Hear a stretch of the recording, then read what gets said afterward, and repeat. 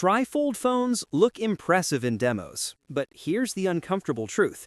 They're not the future of foldables. They're a detour. The real future isn't about folding more screens together. It's about screens that don't need folding at all. Before we jump in, make sure to subscribe to the channel and hit that like button. It really helps me keep bringing you more tech breakdowns like this one. Foldables have always lived in this awkward middle ground.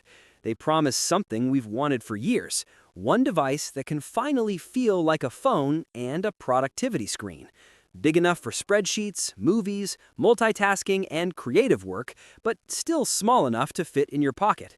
That promise is powerful, which is why foldables keep getting attention, and why even Apple is rumored to be joining the party. And to be fair, foldables have improved a lot. They're thinner than ever, lighter than before, creases are fading, and durability is slowly getting better. But even in 2026, they still carry the same fundamental compromises. They're heavy because you're stacking hardware on itself. The main display often ends up with a squarish aspect ratio that's not ideal for video or work, and no matter how good the hinge gets, the idea of bending a display thousands of times will always raise long-term durability questions, especially at these prices. So naturally, the industry started asking, what if we fold it again? That's where trifolds come in. On paper, they sound like the next logical step. Fold once, fold twice, and suddenly you've got something close to a tablet-sized 16:9 screen. And yes, the tech is undeniably cool.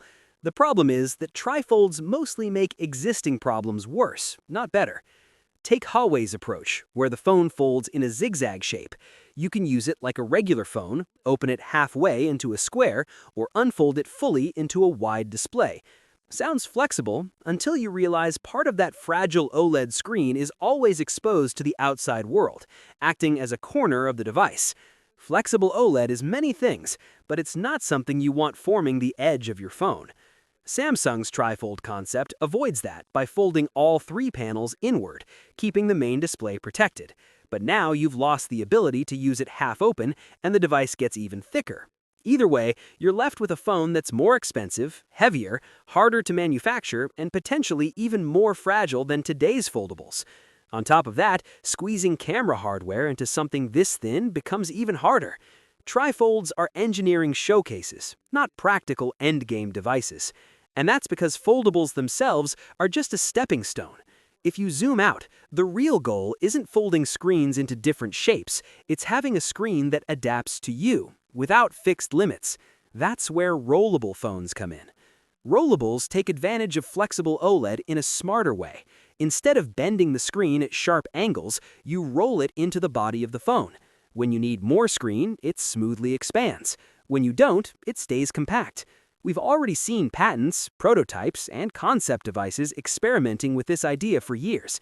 And unlike trifolds, rollables actually solve core problems.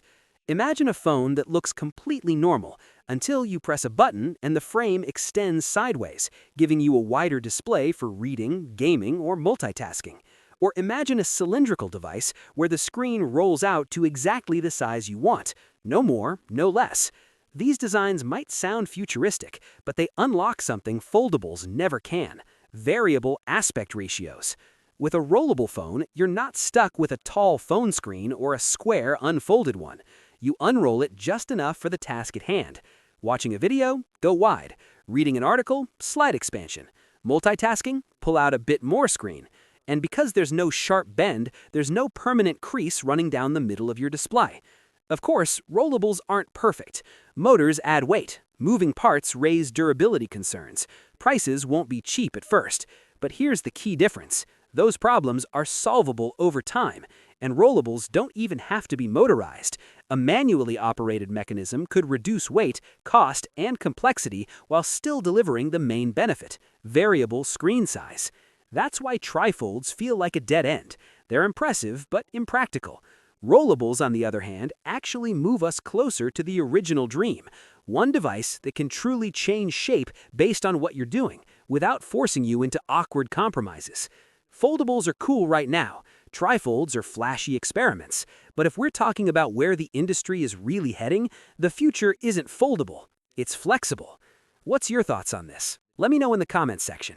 See you in the next video. Take care.